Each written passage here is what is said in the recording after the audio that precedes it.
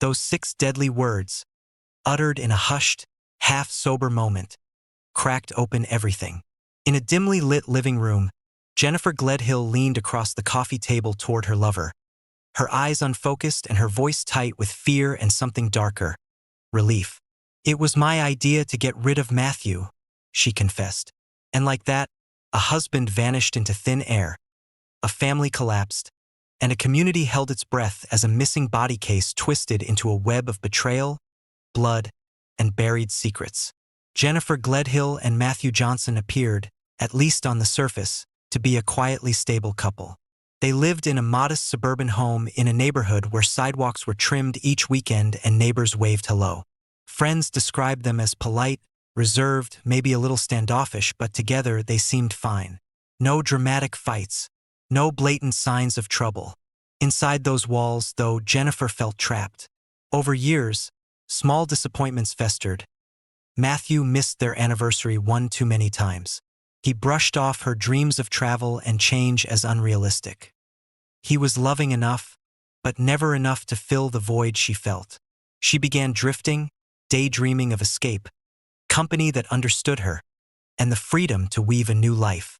So, when she met someone else, someone who listened, who flattered her, who didn't sigh when she talked about leaving, Jennifer began to edge closer to a danger she couldn't reverse.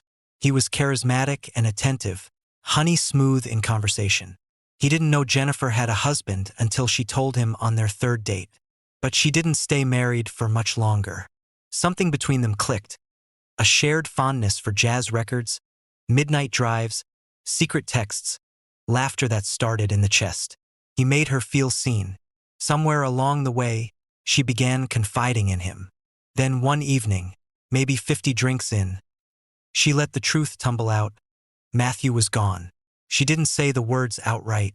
Instead, she sketched them in implication, in pauses. He asked her straight, and she finally said it. "I killed him." His face turned gray and he stumbled back. She tried to rehearse it away, but the words had escaped. She pulled him closer and whispered, "My parents helped me clean it up. We got rid of him."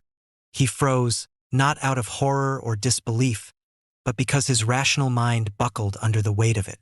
He stayed silent. He called the police. Detectives arrived at the Gledhill family home the next morning. The front yard was perfect. Pruned bushes, a kid's bike tipped on its side. Nothing gave off alarm. Inside, the living room reeked faintly of bleach. They asked to speak with Jennifer. She was shaky, cotton-mouthed, eyes darting. She denied everything. The police found themselves stuck in the most chilling kind of case. Murder without a body. But they had a confession. They had statements from the lover. That alone was enough to open a homicide case, especially when the suspect's own admissions weighed evidence on the table. Detectives searched the home. Bedrooms were disheveled. In the master bathroom, a mop and bucket were tucked in the corner.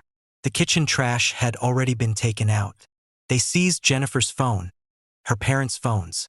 They combed through messages, cell tower pings, purchase records. By analyzing data, they discovered a late-night stop at a remote county landfill. They executed search warrants, not just at the Gledhills, but at a property owned by Jennifer's parents. Every detail mattered. Muddy footprints, bleach-stained clothing, water-logged rags. Then came the devastating realization. No physical body ever turned up. That didn't stop the charges. Jennifer was arrested, murder, conspiracy, accessory after the fact. Her parents each faced conspiracy to commit murder. And the lover? He stood as the key witness, the single spark that ignited an entire investigation. Homicide without a body is no easy case to prove. The prosecution had to paint a picture so vivid it met the legal threshold of beyond a reasonable doubt. No remains. No shovelfuls of dirt turning up human bone. So they leaned on the confession, the central confession to a private individual who immediately went to the police. Forensic cleanup evidence, bleach patterns, muddy footprints, chemical residues, blood swabs near sinks. A cell phone and GPS data, the route to the landfill, timestamps that lined up with Matthew's disappearance. A behavioral red flags, Jennifer's sudden change in routine, cleared calendars, Empty drawer in their bedroom. Witness behavior. An estranged relative later testified that Jennifer's mother said, "We had to get rid of him, otherwise it never would have ended." Piece by piece, the case built a mosaic, murder but hidden too well. Neighbors were stunned. The husband who never left the house except for work? Missing. The wife? Arrested. The parents? Suspects. Felt like a twisted nightmare. Matthew's sister held a press conference. "We just want a sign," she wept. "We want to bury him, to tell him how sorry we are." Who knew she hated him enough to do something like that? Friends took sides. Some rallied for Jennifer, calling it an elaborate frame. Others recoiled. And the lover? He's still in therapy. He'd gone from confidant to state's witness nearly overnight. He cries in depositions. He never wanted this. He never wanted Jennifer to kill her husband. But she did. And so he told. The courtroom buzzed with tension.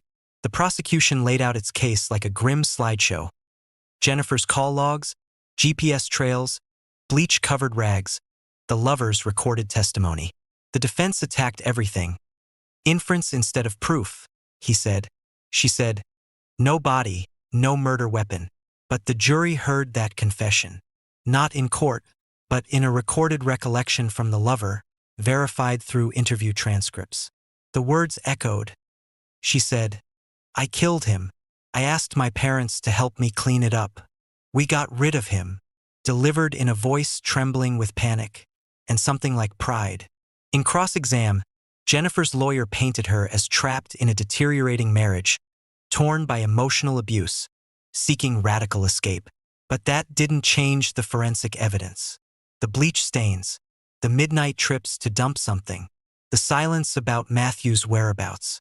By day 10, the jury was sequestered. By day 13, they returned guilty on all counts.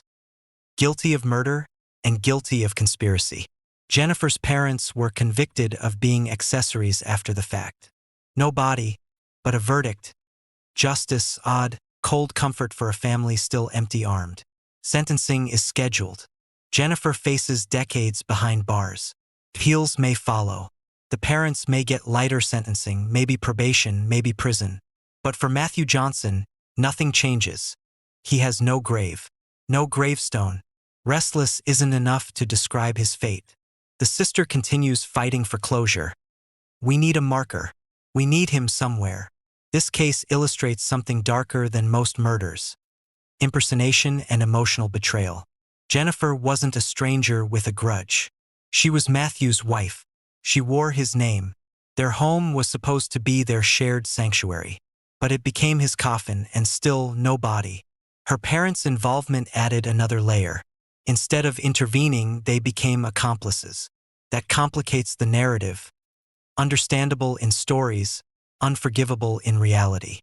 What drives a woman to murder her husband, then erase his existence as though he never lived? Fear? Spite? Escape? Or the sinister familiarity of domestic life gone toxic? We may never know. But the court gave us a criminal record, a confessed killer, and 3 guilty verdicts. No body, no closure for anyone except for justice.